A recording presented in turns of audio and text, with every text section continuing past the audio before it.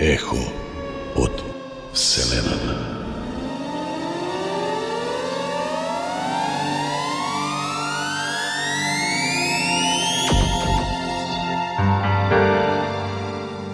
Ехо од Вселената.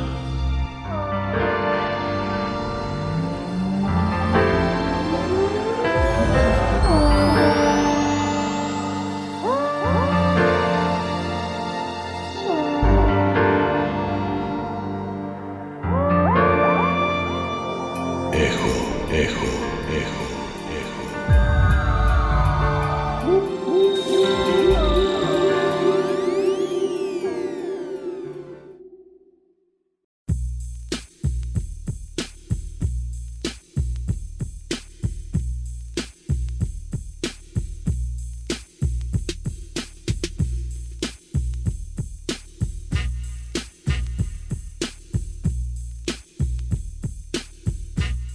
Од овој миг па во наредните 60 минути ќе го следите и слушате и наслушнувате ехото од Вселената.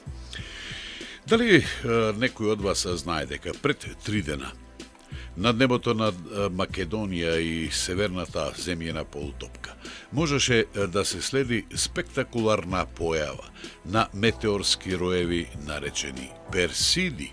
Причината зашто се нарекуваат токму Персиди, тие заправо доаѓаат од созвездието Персеи и некаде на 80 на километри од површината на земјата едноставно согоруваат па создаваат оние видливи, спектакуларни, воодушевувачки светлосни ефекти. Па сепак делови, парчиња од нив го допираат и тлото на планетата Земја, како жив метеорски материјал, што секако за научниците, за научните кругови е од голема важност и значење. На оваа тема метеорскијата вечерва ке зборуваме со нашиот соговорник вечерва Зоран Милчевски, кој ни доаѓа од Скопското астрономско друштво. Добре дојде, Зоране, добра ти вечер. Добро вечер. Дали деновиве телескопите на Скопското астрономско друштво беа насочени во насока кон метеорите? Па, за жал, значи во периодот помеѓу средата и четвртокот, кога беше оној максимум на вселенскиот рој Персиди, Така наречен пик. да, пикот, кај што беше. Пикот беше некаде околу 3 часот на полнит, значи на 13. Времето за жал беше доста облачно и за жал ние не можевме ни да вршиме ни сликање, ни снимање, ни наблюдување на овие роеви. Меѓутоа останатите денови, значи деновите после 13, колку толку времето нели се поправи, облаците на некој начин се растргна, иако беше облачно. се подобри. Можностите се подобри, меѓутоа оваа година некако помина така, без некој поголемо наблюдување и без некои си фотографии што можевме да ги направиме. Да. Колку метеорски роеви се видливи од нашата позиција, од поднебјето на Македонија и во принцип од северната земјена полутопка? Па да, ако наблюдуваме така, ако гледаме така, значи од земјата би можеле да се видат некаде околу 50 метеорски роеви, а од северната полутопка, поточно од нашиот дел, значи може да се видат некаде 25 до 30 метеорски роеви. Би ги наброиле така позначајните, ние повидливите што оставаат поголем впечаток, на небото. Значи, биделе по некој редослед, пример, во годината би започнале со лиридите. Лиридите започнуваат некаде од 15-16 април па до 25 април, значи траат. После нив во јуни месец, поточно од 10 јуни па до 16 јуни се некаде сагатаридите, значи. После сагатаридите во периодот Од 16.7. до 10.9. значи доаѓаат акваридите, тие северните. Може ли да добиваме паралелно објаснување и од каде доаѓаат овие? Па доаѓаат сите овие метеорски роеви доаѓаат од они се нарекуваат од местото од каде што потекнуваат. Пример еве да ги спомнеме персидите кои што беа нели сега кои што се уште активни, значи се они некаде од 23.7. па до 23.8. значи траат до овој месец. Они се уште се активни.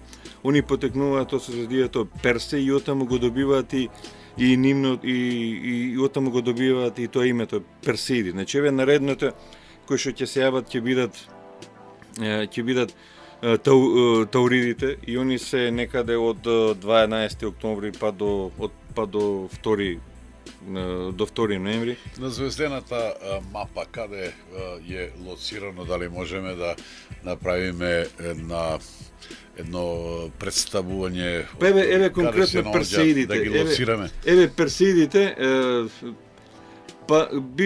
Персидите сега во моментот доаѓаат некаде, да речеме отприлика некаде изнад наша глава. Мислам не толку по 90 степени, него да речеме еве некој агол од 80 на степени. Значи која би го нашле созвездието Касиопеја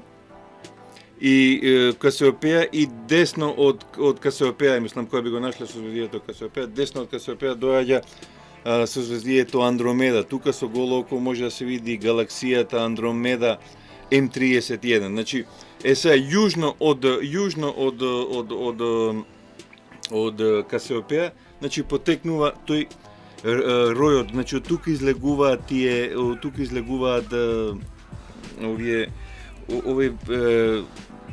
овој рој, значи метеорски рој наречен Персиди. Значи пикот се наоѓа точно во созвездието Персе. Значи многу лесно е да се најдат или еве пример на едно на тотално мрачно небо, значи која би погледале во небото и еве и ноќта и сега иако е да речеме недел, иако поминале неколку дена од оној пик, пак ние би можеле да го видиме од каде што излегуваат.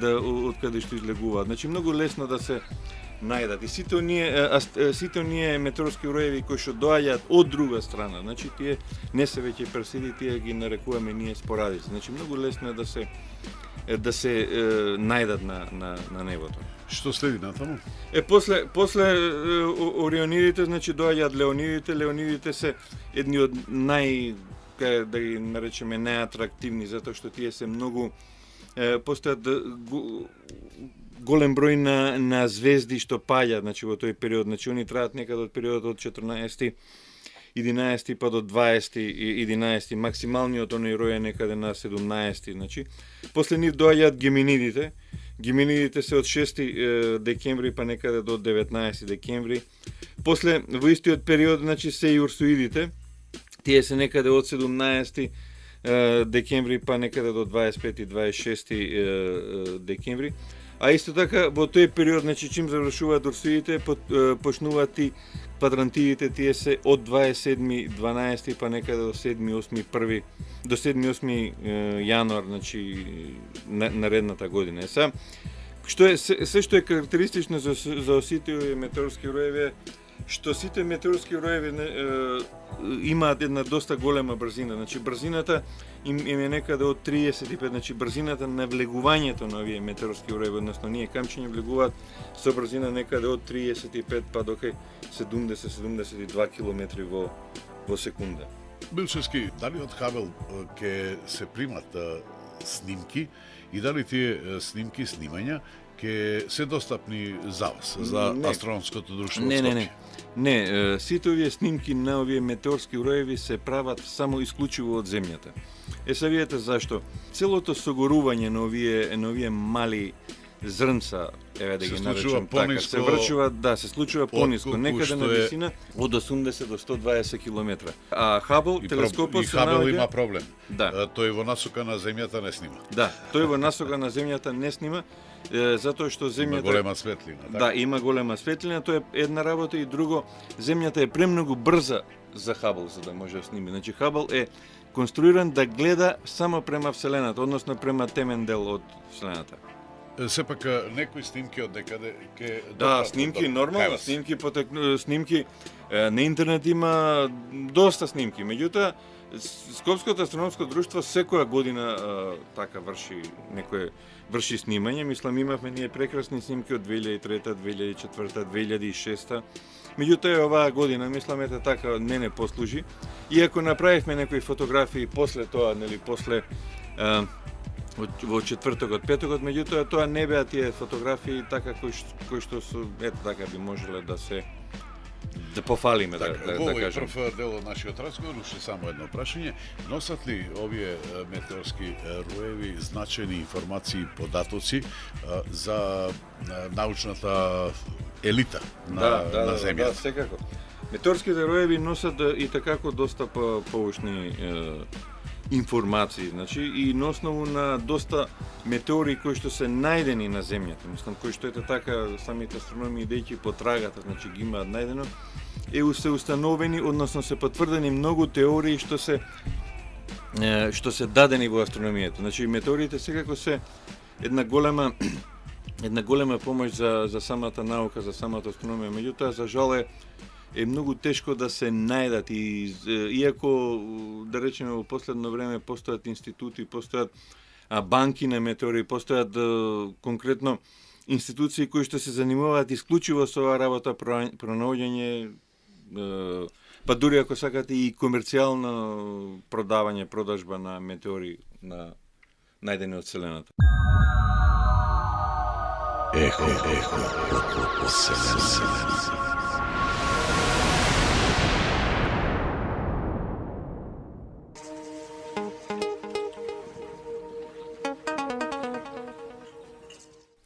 Еве не повторно во нашето звездано студио, еве во прилика така да речем. Гостин во студиото мој соговорник Зоран Милчевски од Скопското астрономско друштво.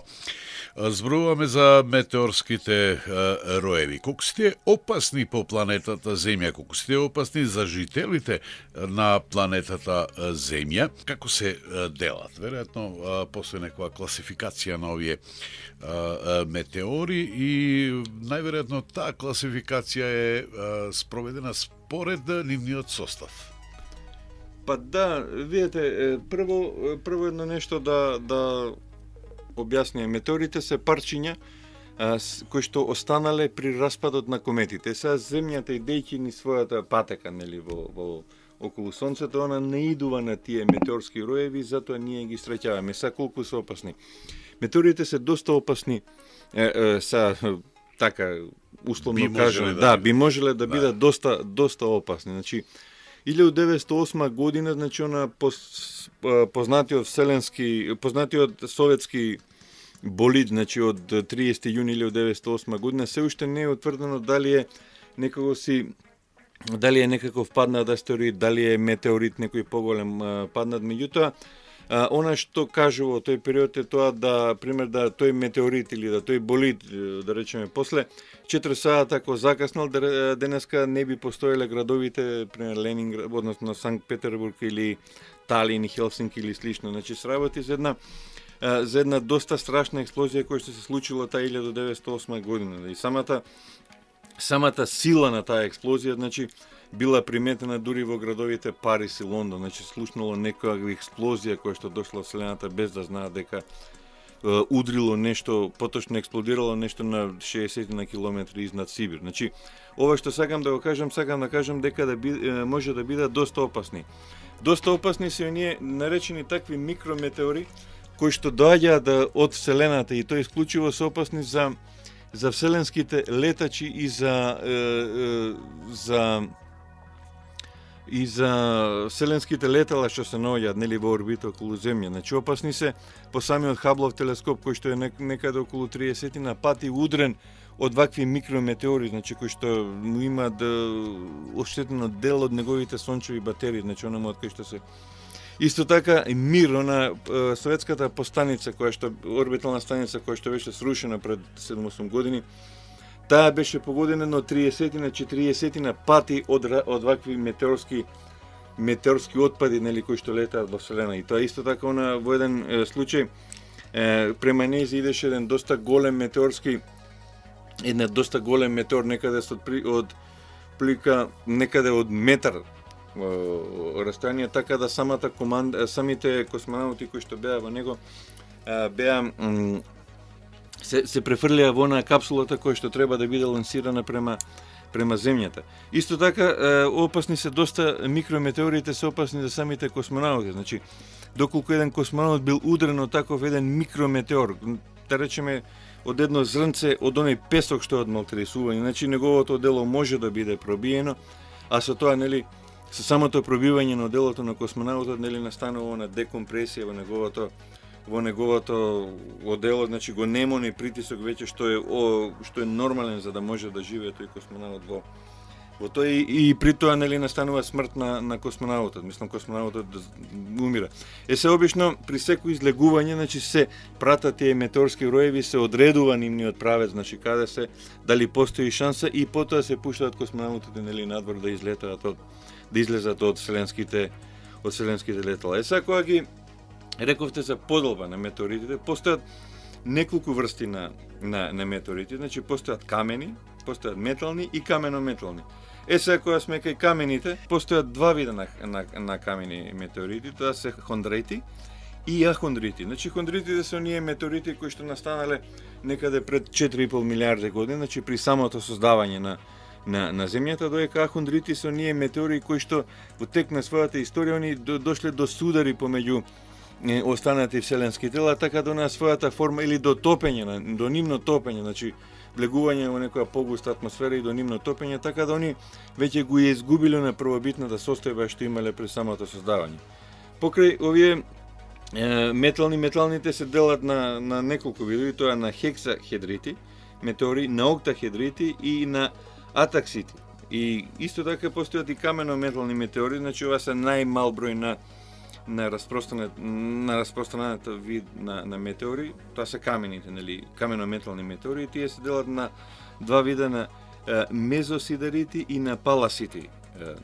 Иначе она што е карактеристично за овие метеори е тоа да во најголем дел, значи се од првите две групи, односно камени и метални метеорити, значи камени се не составени претежно од силициум, додека метални во свој состав имаат некаде околу 90% на железо и некаде 7-8% на никел и 2-3% на останатите хемиски елементи. Ке ми простите ако е ова неупатно прашање, но такви се љубопитни новинарите. Кажете ми, Милчевски, можеме ли да очекуваме дека сега во овој миг или по 10 или 2 декади, например, ке можеме да тргнеме во лов на метеорити, пред да согорат, пред да влезат во атмосферата и да паднат на тлото. Ке можеме некако да ги фаќаме во на жива материјална состојба, велам, пред да дојде до нивно согорување. Па, видите, они метеорите... Нешто налик на ловците на бисери, ама кога се во прашање длабочините на морињата и океаните, нели? Да, тоа би можело. Мислам, сигурно, можда за 20-30 години, нема за 50 или за 100 години би можеле тоа да го направиме, од проста причина што... Ја ке почекам лично, не знам. од причина што веќе 1987 година, кога беше Халеевата комета, Советскиот сојуз тогаш ни испрати една вселенска сонда наречена Венера Галеј, значи таа сонда прем беше поред Халеевата комета отиде на Венера и од тога му беше името Венера Галеј. И со таа сонда се доближи на 750 км изврши снимање, значи може да се замислиме тоа беше пред 20 и кусур години. Сега овие парчиња што ние ги гледаме како звезди кои што паѓаат, тоа се реков многу ситни парчиња. И они пред да навлезат во диаметар, кога велиме ситни, да појасниме малку. Да, па еве да речеме постојат као горе-доле. Меѓу. 1/10 од зрнце на ориз. Во. 1/10. Може да се мисли од оној песок што се најфин песок што е за малтресување. Тие се. А додека зрно од граф, да речеме, зрно од граф, тоа би предизвикало експлозија, значи која би влегло во нашава атмосфера. Обично кога е помаранџа, да речеме како помаранџа или која портокал, големина, тогаш тоа би ја видело, да речеме, цела Македонија или цела цел Балкан, мислам, кога би експлодирало овде во Вселената. Значи, се работа за многу мали частички. Меѓутоа, Вселенска прашина. да, вселенска прашина, меѓутоа она што е кај нив е тоа што има доста голема брзина. Реков, брзината им иде од 30 па до 70 км во секунда. Значи се работи за една страшна брзина на влетување во земјината атмосфера.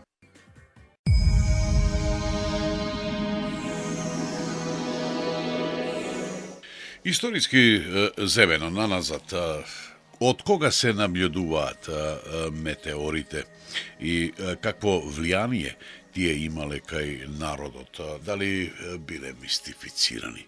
Дали за нив се врзувале, го поврзувале со нив соственото живење?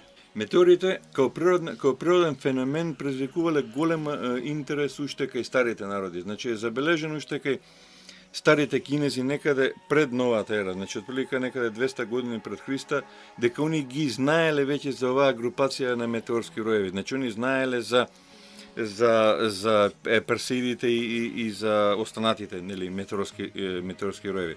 Така да во историјата е забележено уште 120-та година отприлика дека е наблюдување не само помрачување на месечината, него е наблюдувано и на овие метеорски роеви, обично на Персеидите и на Леонидите како најголеми метеорски роеви.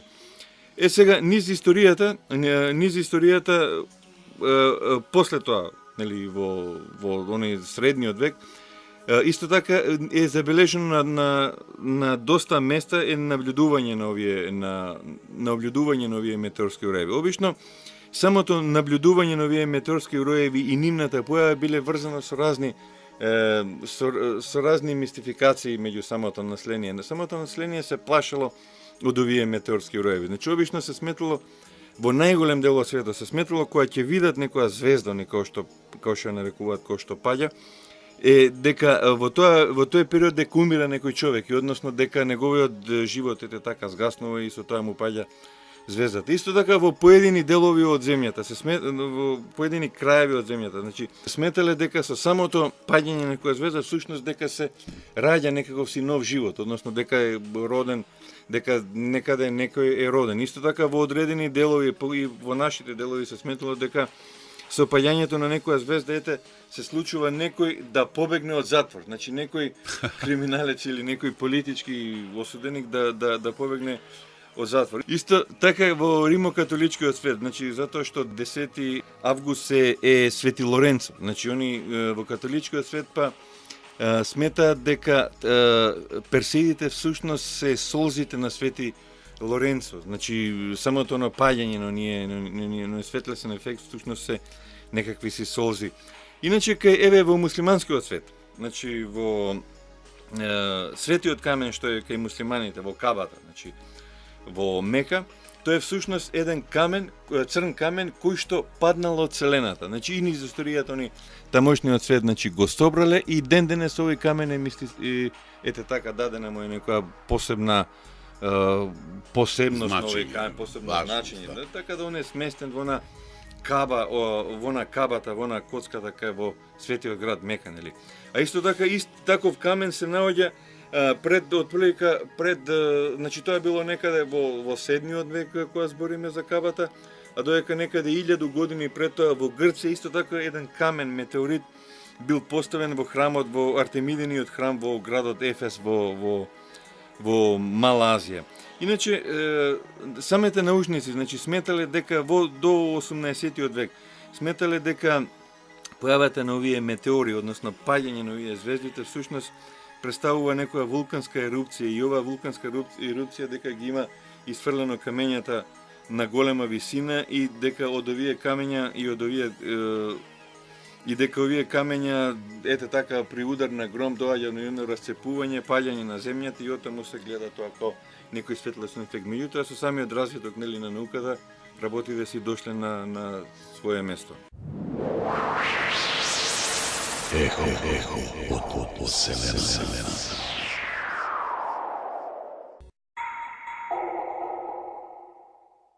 И повторно ги вклучуваме нашите мали љубопитни микрофони за да ја задоволиме жетта, да не речам љубопитноста. Пред малку, Зоране, спомна во контекст кога зборуваше за метеорските јата, ги спомна и кометите, ги спомна и астероидите. Што се тоа метеори? Може ли да разграничиме што се метеори, што се астероиди, а што се комети? Каква е разликата меѓу нив? Па да, И што е заедничко? да, она што е меѓу обичните луѓе често пати се прави се мешаат овие работи. Значи што е метеор, што е астероид, што е комета. Метеорите се всушност остатоци од кометите. Самиот збор метеор потекнува од еден грчки збор метеон, што значи воздушна појава. Значи нешто во Стара Грција, значи под метеон се подразбирале овие звезди што паѓаат, значи денес ниве метеори. Меѓутоа се подразбирало и самото грмење као после тоа е разграничено, мислам, со тек на историјата, нели, и на овие звезди што паѓаат всушност им е дадено името метеори. Иначе, значи кој што реков на грчки, значи воздушна налик на воздушна појава. Сега метеорите обично се ситни мали камчиња, кои што во најголем дел, значи во 99% се камчиња кои што не поминуваат големина на орис, на зрнце од орис, кои што во текот на денот паѓаат во милиарди. Значи, меѓутоа, во 99,9% они се горуваат во атмосферата некаде на висина од 80 до 120 км. Значи, само мал број на камења, на вакви камења паѓаат на земјата. А земјата, пошто нели од причина што 71% од земјата е вода, значи ние обично во најголем број они паѓаат на водата. Сега што е комета? Комета самиот збор комета потекнува од еден латински збор стела кометос, што значи влакнеста звезда. И комета се појави, нели, се ладни небески тела кои што се доста големи во однос на метеорите, значи нивната големина се мери веќе во километри и они доаѓаат некаде од периферијата на сончевиот систем, нели, значи некаде таму од Кујпериовиот појас, поточно од Оортовиот облак, се појавуваат тие периодично, значи има кратко периодични комети, има долго периодични комети. Обично чим проаѓаат кај поред планетата, од планетата Јупитер, значи нив ги зафаќа овој сончев ветер овде кај што доаѓа од сонцето и они започнуваат да светат, односно да се појавуваат. Значи и са нивната должина, најпозната комета, нели, е Халевата комета која се јавува на 76 години. Сега самата комета е јадро едно налик на еден компер со димензии 9 на 16 км. Сега Дали тоа стандардна големина или? Па не, она, да, обично е Просечна. стандардна, меѓутоа со секое проаѓање кометите они си го губат дел од својата маса, значи они се топат. Сега самата она глава на кометата, значи отприлика има диаметар некаде, кога збориме за Халеевата комета, нели, кој не е позната, има димензии некаде од 200 до 300.000 километри, значи оној светлосен ефект што го прави тоа јадро, да речеме од 16 километри, значи тој јонизиран воздух, јонизиран газ го гледаме, отприлика може да зафати површина од 200 до 300.000 километри, значи отприлика растојание малтене до месечината, доека опашката од оние гасови што се продукт на распаѓање на таа комета, може да достигнат и должина, да речеме, од 150 до 200 км. Значи, со еден збор од тука па до Сонцето. Сега, астероиди потекнува исто така од еден старогрчки збор, што астероидос, што значи звезден олик или налик нешто на звезда, значи. И астероидите се мали планети, ги има некаде отприлика, се уште бројот нему е дефинирано, се претпоставува дека ги има некаде околу 100.000, значи со димензии од 1 сантим или од 1 микрон па се до најголемиот Церес кој што има 918 км прештинг, значи тоа е една, може да речеме, мини планета и они се наоѓаат некаде во појасот помеѓу планетата Марс и планетата Јупитер, или отприлика негде 350 милиони километри од Сонцето, значи. И астероидите кои појави се делат на неколку врсти, нели по самиот нивни состав, по нивната групација. И она што се можда најопасни овдека за Земјата се токму овие астероиди. Значи, овие астероиди често пати тие доаѓа до судир помеѓу самите нив, значи, и при тој судир они веќе ја губат својата патека на движење, значи излегуваат надвор од својата патека, орбитална патека, и при тоа они знаат да залутат, да речеме во најголем број случаи према Јупитер, планетата Јупитер, која што гравитационно е многу снажна и нив ги едноставно ги шмукува, но исто така знаат да прелетаат и према планетата Марс и овдека према Земјата. И всушност се претпоставува дека и двата сателити на планетата Марс, Фобос и Даймос, всушност се некакви заробени астероиди од астероидниот појас.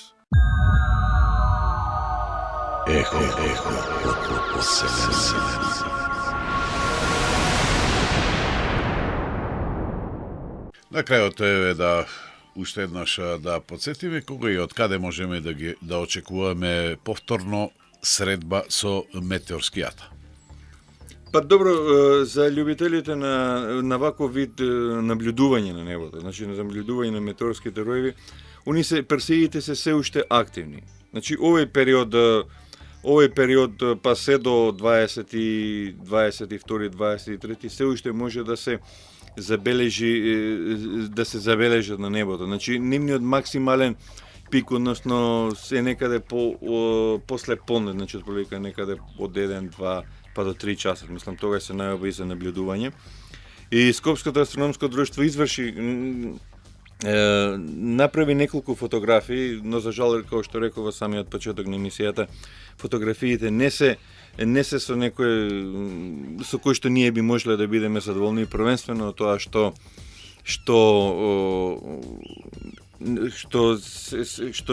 ете така времето на некој начин не послужи. Исто така немаме информација од останатите астрономски друштва од бившо југословенските простори, најверојатно дека и таму они и не времето не ги послужи. Сега од интернет оние податоците што имав можност да ги видам, мислам се гледаат дека овој рој не бил доста голем за разлика од 2006 година кога ројот беше доста многу поголем за разлика од останатите години.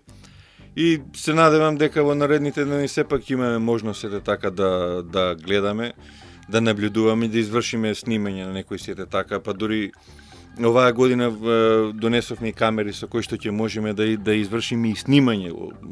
Значи очекуваме некој болид. Сега кога кажувам за болид е некој метеор кој што ќе падне на земјата и кој што ќе биде прозвучен со некој звучен сигнал, значи тоа се нарекува болид. Се надеваме дека нешто такво ќе снимиме.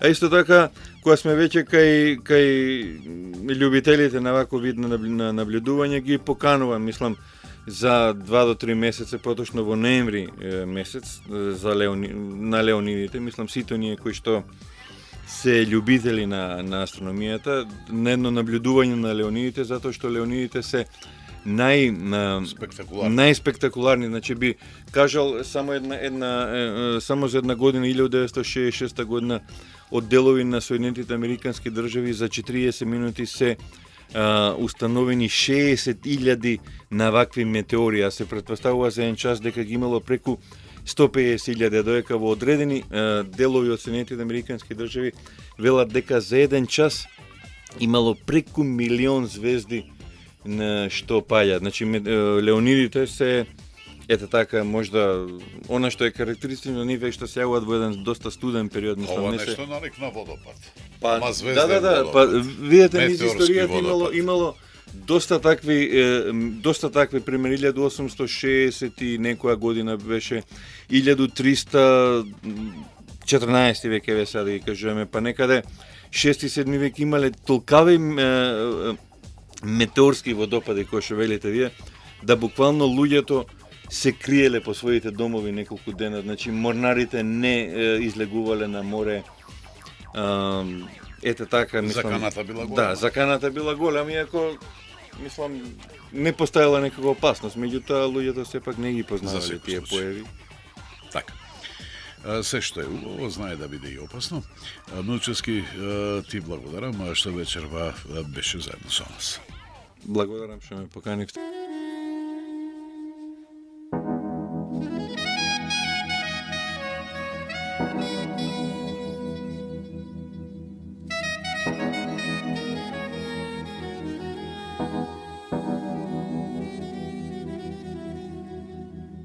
И тоа беше се што подготвивме за вечерва во нашата емисија Ехо од Вселената. Подготви Иван Лазов, гостин во студиото беше Зоран Милчевски од Скопското астрономско друштво.